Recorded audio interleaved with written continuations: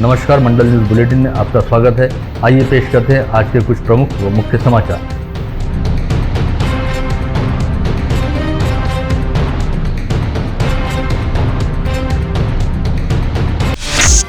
राज्य के नेता प्रतिपक्ष देवेंद्र फडणवीस अपने एक दिवसीय दौरे पर गुरुवार 29 अप्रैल को अमरावती पहुंचे थे और उन्होंने अमरावती संभाग के हालात का जायजा लेने हेतु संभागीय मुख्यालय में आयोजित एक समीक्षा बैठक में हिस्सा लेते हुए कहा कि इस समय कोविड संक्रमण की स्थिति को लेकर हर तरफ कई तरह की चुनौतियां, समस्याएं और दिक्कतें देखी जा रही हैं, जिनका सामना करने हेतु नियोजनपूर्ण ढंग से तमाम आवश्यक उपाय किए जाने बेहद जरूरी है। इसके तहत जहाँ एक और मरीजों की जरूरत को देखते हुए रेमडेसिविर इंजेक्शन व ऑक्सीजन का नियोजनपूर्ण वितरण होना चाहिए, वहीं दूसरी ओर ऑक्सीजन कॉन्सेंट्रेटर मशीन की उपलब्धता पर भी ध्यान दिया जाना चाहिए, ताकि यदि कोविड अस्पतालों में ऑक्सीजन बेड की कमी पड़ जाए तो मरीजों को जनरल बेड पर भर्ती करते हुए उन्हें ऑक्सीजन उपलब्ध कराया जा सके। साथ ही उन्होंने यह भी कहा कि यदि इस समय कोविड अस्पतालों में प्रशिक्षित मेडिकल स्टाफ की कमी महसूस हो रही है तो मेडिकल छात्रों की मदद ली जा सकती है। साथ ही आईएमए के पदाधिकारियों से भी आवश्यक सहायता लेने में कोई हर्ज नहीं रहेगा।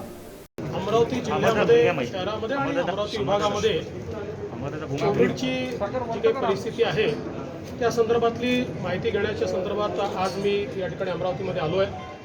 आता सुपर स्पेशालिटीला भेट दिलेली आहे। इथे सगळे डॉक्टर्स आणि जिल्हाधिकारी यांनी एकूण परिस्थितीच्या संदर्भातली माहिती देखील दिली आहे। इथनं मी विभागीय आयुक्तांच्या कार्यालयात जाणार आहे। त्या ठिकाणी देखील अमरावती आणि अमरावती विभाग यातली एकूण जी काही कोविडची परिस्थिती आहे या संदर्भातली सगळी माहिती मी घेणार आहे। आता एकूण जे काही कोविडचं मॅनेजमेंट आहे त्या संदर्भात इथे आता ऑक्सिजनचे टँक्स उभे राहिले आहेत आणि ॲडिशनल कॅपॅसिटी आम्ही वाढवतो आहे असं देखील सांगण्यात आलेलं आहे। परंतु तरी देखील कट टू कट अशा प्रकारची ऑक्सिजनची स्थिती आहे। मात्र मला सांगण्यात आलं की आता गेल्या काही दिवसात थोडं ते मॅनेज झालेलं आहे। त्यामुळे त्याही संदर्भात मला असं वाटतं की थोडी अधिक काळजी आपल्याला घ्यावी लागेल। विशेषतः रेमडेसिविर आणि वॅक्सिनेशन या संदर्भात थोडी कमतरता या ठिकाणी आहे आणि वॅक्सिनेशनच्या संदर्भात मला असं वाटतं की जी काही माहिती मी घेतली आहे त्यात वॅक्सिन्स इथे कमी प्रमाणात येत आहेत। त्यामुळे राज्यामध्ये वॅक्सिनेशनचा जो काही ड्राईव्ह चालला आहे त्याच्यात मला असं वाटतं की समप्रमाणात वॅक्सिन्स देखील प्रत्येक जिल्ह्यामध्ये गेले पाहिजे, अर्थात लोकसंख्येच्या अनुसार आणि तिथला वॅक्सिनेशन ड्राईव्हच्या अनुसार। मला असं वाटतं की थोडं काही भागात जास्त जातात, काही भागात कमी जात आहेत, असं होणं योग्य नाही आहे। आणि म्हणून मी माननीय मुख्यमंत्र्यांना विनंती करणार आहे की अमरावतीसारख्या या भागामध्ये अधिक वॅक्सिन्स कशा देता येतील याचा देखील प्रयत्न या ठिकाणी केला पाहिजे। मला असं वाटतं की इथले जे डॉक्टर्स आहेत त्या डॉक्टर्सचं मी अभिनंदन केलं आहे, कारण गेले वर्ष सव्वा वर्ष सातत्याने ते मेहनत करत आहेत आणि अजून त्यांना मी विनंती केली आहे की अजून ही लढाई पुढे आहे, त्यामुळे अजून काही काळ त्यांना निश्चितपणे तक धरावी लागेल। वहीं इससे पहले अमरावती आते ही राज्य के नेता प्रतिपक्ष व पूर्व मुख्यमंत्री देवेंद्र फडणवीस ने सबसे पहले सुपर स्पेशलिटी अस्पताल परिसर में स्थापित किए गए जिले के एकमात्र सबसे बड़े सरकारी कोविड अस्पताल को भेंट दी और यहां की तमाम व्यवस्थाओं व सुविधाओं का जायजा लिया। साथ ही यहां के डॉक्टरों व मेडिकल स्टाफ के साथ संवाद साधते हुए उनका विगत एक वर्ष से किए जा रहे कामों के लिए अभिनंदन भी किया। स्थानीय फसल मंडी के सी विंग की दुकान क्रमांक 12 में रिद्धि ट्रेडर्स के नाम से ग्रेन मर्चेंट के तौर पर व्यवसाय करने वाला निरंजन देवीलाल बोहरा नामक व्यापारी यहां के अन्य व्यापारियों को करीब 2.5 करोड़ रुपए की चपत लगाकर फरार हो गया है। इससे संबंधित शिकायत मिलते ही मंडी प्रशासन द्वारा रिद्धि ट्रेडर्स नामक दुकान एवं निरंजन बोहरा के केबिन को सील कर दिया गया है। पता चला है कि सरस्वती नगर परिसर में रहने वाले निरंजन बोहरा ने 2 वर्ष पूर्व फसल मंडी में कमीशन एजेंट के तौर पर काम करना शुरू किया था और कई अड़त व्यवसायियों के साथ व्यवहार करने की शुरुआत की थी, लेकिन बीते कुछ दिनों से निरंजन बोहरा ने अड़त व्यवसायियों का भुगतान अटकाना शुरू किया और जब बकाया भुगतान की रकम करीब 2.5 करोड़ रुपए के आसपास जा पहुंची तो उसने अमरावती से अपना बोरिया बिस्तर समेट लिया और पत्नी तथा परिवार सहित फरार हो गया। पता चला है कि फरार होने से पहले उसने अमरावती में अपने बैंक अकाउंट से पूरी रकम निकालकर बैंक अकाउंट बंद कर दिए और अपने दूसरे अकाउंट में पैसा ट्रांसफर कर दिया। सूत्रों से मिली जानकारी के मुताबिक इस समय निरंजन बोहरा नागपुर के धर्मपेट परिसर में रह रहा है और वहां पर नए सिरे से अपना व्यापार शुरू करने की कोशिश में लगा हुआ है। मामले की जांच जारी है। राज्य में लगातार बढ़ती कोविड संक्रमितों की संख्या एवं नागरिकों के स्वास्थ्य संबंधी सुरक्षा को गंभीरता से लेते हुए मुंबई उच्च न्यायालय ने राज्य में 15 दिनों का कड़ा लॉकडाउन लागू करने को लेकर राज्य सरकार को निर्देश दिए हैं। हाईकोर्ट के मुताबिक सर्वसामान्य नागरिक अब भी कोरोना के खतरे को लेकर गंभीर नहीं है और कोरोना प्रतिबंधात्मक नियमों का कड़ाई से पालन नहीं किया जा रहा। यदि ऐसे ही चलता रहा तो कोविड संक्रमण को रोकना काफी मुश्किल होगा। अतः राज्य में 15 दिनों का संपूर्ण लॉकडाउन लगाना बेहद जरूरी है और इसके बिना हालात को संभाला नहीं जा सकता। मेलघाट व्याघ्र प्रकल्प के गोगामल वन्यजीव विभाग अंतर्गत हरिसाल में पदस्थ वन परिक्षेत्र अधिकारी दीपाली चौहान की आत्महत्या मामले में निलंबित किए गए क्षेत्र संचालक श्रीनिवास रेड्डी को अमरावती जिला ग्रामीण पुलिस द्वारा गत रोज नागपुर से गिरफ्तार किया गया। निलंबन की कार्रवाई होने के बाद से श्रीनिवास रेड्डी लगातार फरार चल रहे थे। इस दौरान उन्होंने गिरफ्तारी पूर्व जमानत हासिल करने का भी प्रयास किया, लेकिन अचलपुर के अतिरिक्त जिला व सत्र न्यायालय ने उनकी जमानत याचिका को खारिज कर दिया था। इस दौरान ग्रामीण पुलिस द्वारा लगातार श्रीनिवास रेड्डी के लोकेशन पर नजर रखी जा रही थी और नागपुर में रेड्डी का लोकेशन पता चलते ही ग्रामीण पुलिस के दल ने तुरंत नागपुर पहुंचकर रेड्डी को अपनी हिरासत में लिया। रेड्डी को अपने कब्जे में लेकर ग्रामीण अपराध शाखा पुलिस का पथक बीती रात 8:30 बजे अमरावती के लिए रवाना हुआ और रात करीब 12:30 बजे अमरावती पहुंचा। यहां पर कुछ समय एसडीपीओ कार्यालय में रुककर यह पथक धारनी के लिए रवाना हुआ और तड़के 4:30 बजे धारनी पहुंचा। यहां पर सबसे पहले श्रीनिवास रेड्डी की मेडिकल जांच की गई और मामले की जांच अधिकारी पूनम पाटिल ने थानेदार विकास कुलकर्णी को आरोपी की कस्टडी दी। पश्चात आरोपी श्रीनिवास रेड्डी को धारनी पुलिस थाने के लॉकअप में डाला गया। इसके साथ ही गुरुवार की दोपहर 2 बजे श्रीनिवास रेड्डी को धारनी की अदालत में पेश किया गया, जहां से उसे 2 दिन तक पुलिस हिरासत में रखने का आदेश जारी हुआ। ऐसे में अब 1 मई तक श्रीनिवास रेड्डी धारनी पुलिस की कस्टडी में रहेगा। 2 दिन पूर्व अकोला पुलिस नियंत्रण कक्ष में कार्यरत रहने वाले पुलिस निरीक्षक भीमराज घाड़गे द्वारा दर्ज कराई गई शिकायत के आधार पर 28 अप्रैल की रात करीब 2:30 बजे अकोला के सिटी कोतवाली पुलिस थाने में मुंबई के पूर्व पुलिस आयुक्त परमवीर सिंह के साथ ही 27 पुलिस अधिकारियों के खिलाफ एट्रोसिटी एक्ट सहित अलग अलग 22 धाराओं के तहत अपराध दर्ज किया गया। साथ ही मामले की अगली जाँच को थाने पुलिस के सुपुर्द किया गया। ऐसी जानकारी अकोला सिटी कोतवाली के थानेदार उत्तम जाधव द्वारा दी गई है। विगत 22 अप्रैल को अमरावती महानगर पालिका प्रशासन द्वारा वाहन चालक पद के लिए निविदा जारी की गई, किंतु कुछ लोग अपने आर्थिक हितों के लिए इस निविदा को रद्द करवाने का प्रयास कर रहे हैं। ऐसा दावा करते हुए मनपा के नेता प्रतिपक्ष तथा कांग्रेस शहराध्यक्ष बबलू शेखावत ने साफ शब्दों में कहा है कि वाहन चालक निविदा किसी भी हालत में रद्द नहीं होनी चाहिए। अमरावती जिले में किसानों की अपनी बैंक के रूप में पहचान रखने वाली अमरावती जिला मध्यवर्ती सहकारी बैंक के पूर्व संचालक मंडल ने अपने पिछले 10 वर्षों के कार्यकाल में लिए गए निर्णय एवं किए गए आर्थिक व्यवहारों का ऑडिट किया गया है। लगभग 100 पन्ने की यह ऑडिट रिपोर्ट बैंक पर नियुक्त प्रशासक सतीश भोसले को सौंपे जाने के बाद प्रशासक भोसले ने रिपोर्ट के आधार पर बैंक में पिछले दिनों यानी 2017 से 2020 के दौरान हुए व्यवहारों में आरबीआई के दिशा निर्देशों का उल्लंघन होने का आरोप लगाते हुए सिटी कोतवाली पुलिस थाने में विगत सप्ताह एक एफआईआर दाखिल किया है। प्रशासक भोसले ने शिकायत में बैंक के तत्कालीन सीईओ जेसी राठौड़ समेत मुख्य इन्वेस्टमेंट ऑफिसर व 2 कर्मचारियों पर बैंक के संचालक मंडल को अंधेरे में रखकर व्यवहार करने का आरोप लगाया है। इस रिपोर्ट के आधार पर कोतवाली पुलिस ने वर्ष 2017 से 2020 के दौरान हुए कुछ व्यवहारों के कागजात बैंक से मांगे हैं। 2 दिन पहले बैंक के अधिकारियों ने कोतवाली के थानेदार राहुल आठवले से भेंट कर जल्द ही उन्हें यह कागजात सौंपने की बात कही है। ये दस्तावेज मिलने के बाद कोतवाली पुलिस मामले की रिपोर्ट पुलिस आयुक्त को सौंपेगी और पुलिस आयुक्त के आदेश पर इस मामले की जांच आर्थिक अपराध शाखा को सौंपी जाएगी। जिले के पूर्व पालक मंत्री तथा विधान परिषद सदस्य प्रवीण पोटे पाटिल की अध्यक्षता वाले Praveen Pote Patil educational and welfare trust व मित्र मंडल द्वारा विगत दिनों जिला प्रशासन के समक्ष अमरावती शहर में अत्याधुनिक चिकित्सा सुविधाएं रहने वाला निःशुल्क कोविड हॉस्पिटल शुरू करने का प्रस्ताव दिया गया था। साथ ही अस्पताल शुरू करने हेतु सांस्कृतिक भवन अथवा साइंस कोर स्कूल की जगह मांगी गई थी। इसमें से जिला प्रशासन द्वारा सांस्कृतिक भवन के पर्याय को लगभग नकार दिया गया है। साथ ही पोटे ट्रस्ट को दस्तूरनगर मार्ग स्थित विदर्भ आयुर्वेदिक महाविद्यालय अथवा वडाली परिसर स्थित डेंटल कॉलेज में कोविड हॉस्पिटल शुरू करने के नए पर्याय दिए गए हैं। इस विषय को लेकर गुरुवार को पोटे ट्रस्ट के पदाधिकारियों की एक बैठक जिलाधीश शैलेश नवाल के साथ हुई, जिसमें जिला प्रशासन द्वारा पोटे ट्रस्ट की ओर से मिले प्रस्ताव की सराहना करते हुए कहा गया कि सांस्कृतिक भवन अथवा साइंस कोर स्कूल जैसे स्थानों पर कोविड हॉस्पिटल शुरू करने हेतु प्राथमिक स्तर से ही काफी तैयारियां शुरू करनी होगी। इसकी वजह जिन स्थानों पर पहले से चिकित्सा सुविधा व मेडिकल स्टाफ की व्यवस्था उपलब्ध है, उन स्थानों को लेकर पोटे ट्रस्ट द्वारा विचार किया जाए। इस बैठक के बाद पोटे ट्रस्ट के पदाधिकारियों ने विदर्भ आयुर्वेदिक महाविद्यालय तथा डेंटल कॉलेज इन दोनों स्थानों का दौरा करते हुए वहां पर उपलब्ध तमाम सुविधाओं व व्यवस्थाओं का जायजा लिया। साथ ही दोनों में से किसी भी स्थान पर कोविड हॉस्पिटल शुरू करने की तैयारी दर्शाई। इस मुआयने के बाद पोटे ट्रस्ट के पदाधिकारी दोबारा जिलाधीश शैलेश नवाल से मिलने पहुंचे और जिलाधीश नवाल को बताया गया कि जिला प्रशासन द्वारा दोनों में से जिस भी अस्पताल को निश्चित किया जाएगा वहां पर पोटे ट्रस्ट द्वारा कोविड हॉस्पिटल शुरू किया जाएगा।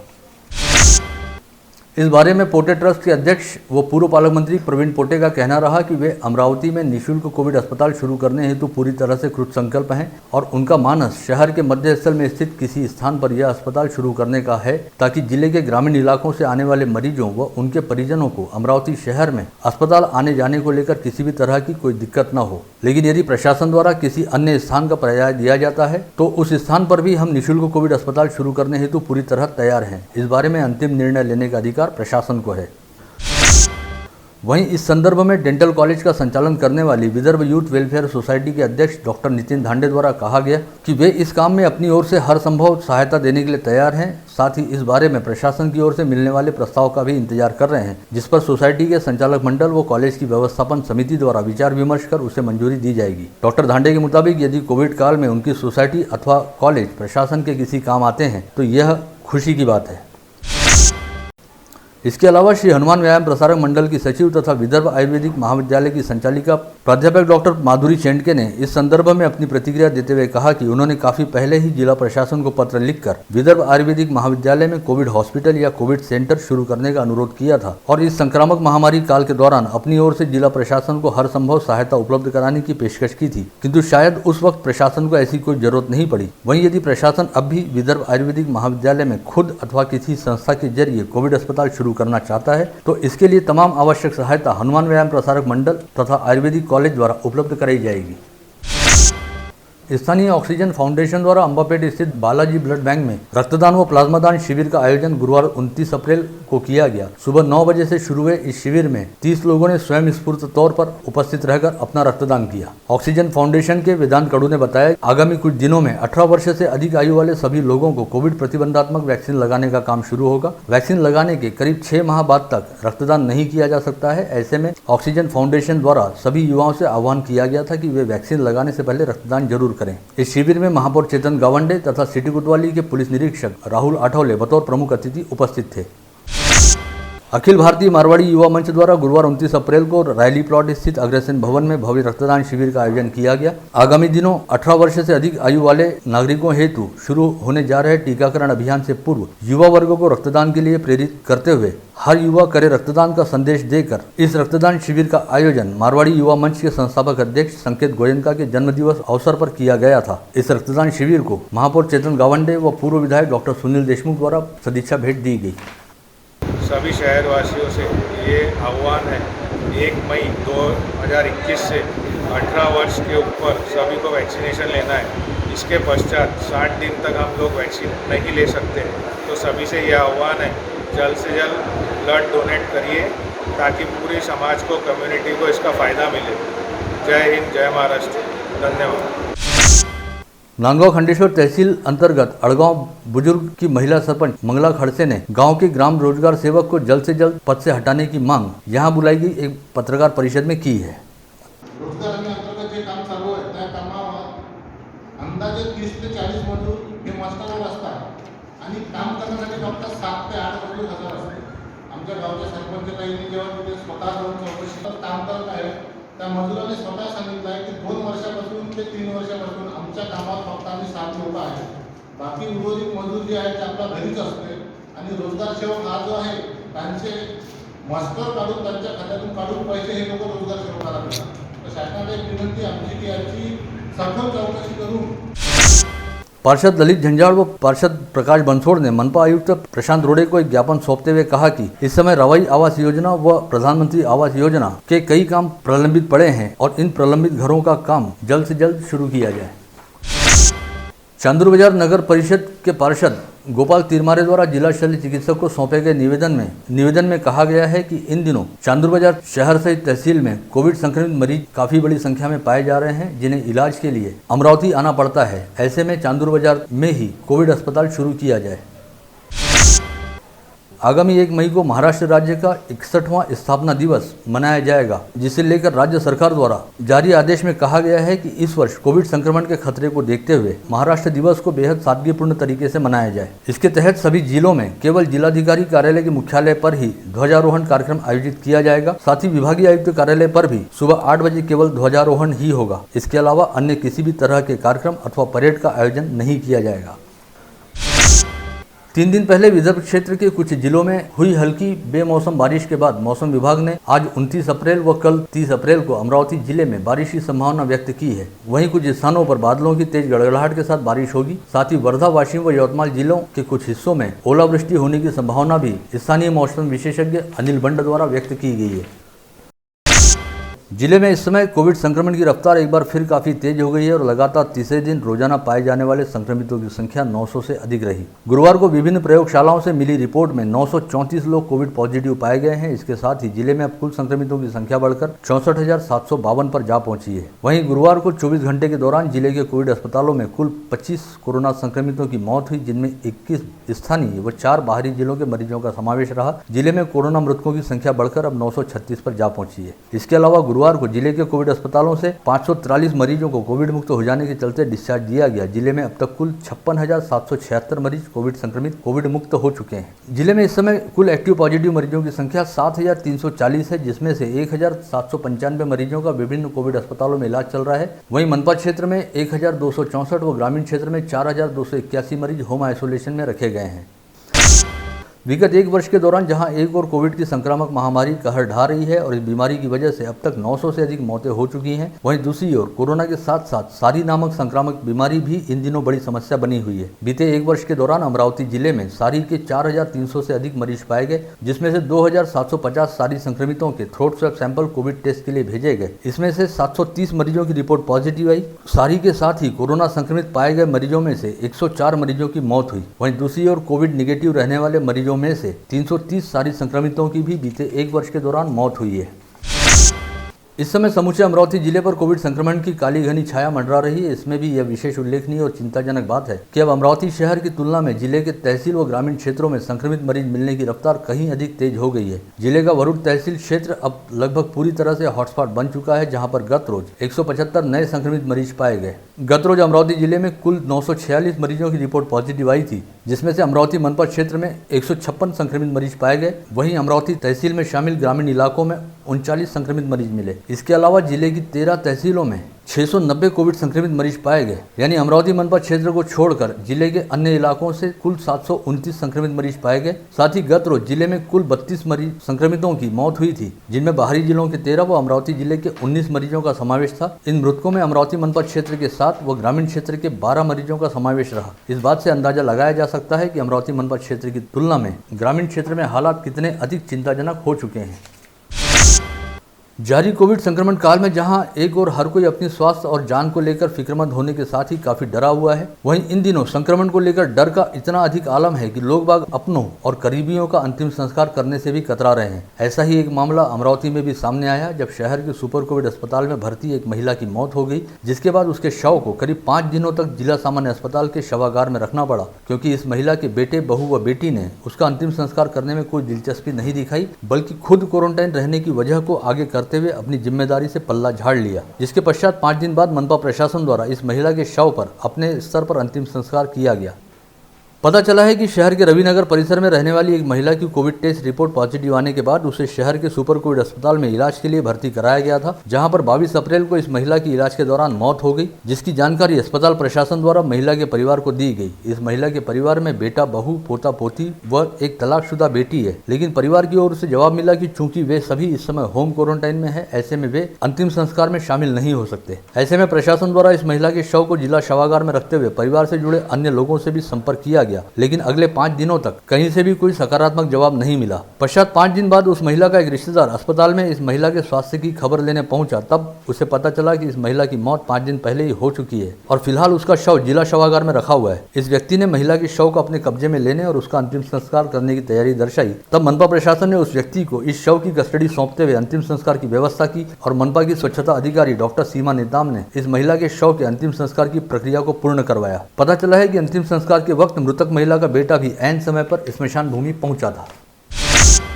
बीते रविवार कोविशील्ड की 25,000 व सोमवार को कोवैक्सीन की 5,000 डोज अमरावती जिले को प्राप्त हुई थी, जो बुधवार तक किए गए टीकाकरण में काम आ गई और वैक्सीन का स्टॉक खत्म होने की वजह से गुरुवार को टीकाकरण का काम बंद रहा। वहीं गुरुवार को स्वास्थ्य विभाग की ओर से अमरावती जिले के लिए कोविशील्ड के 13,000 वैक्सीन का स्टॉक उपलब्ध कराया गया है। ऐसे में कल शुक्रवार से एक बार फिर जिले के सभी टीकाकरण केंद्रों पर वैक्सीनेशन का काम शुरू होगा।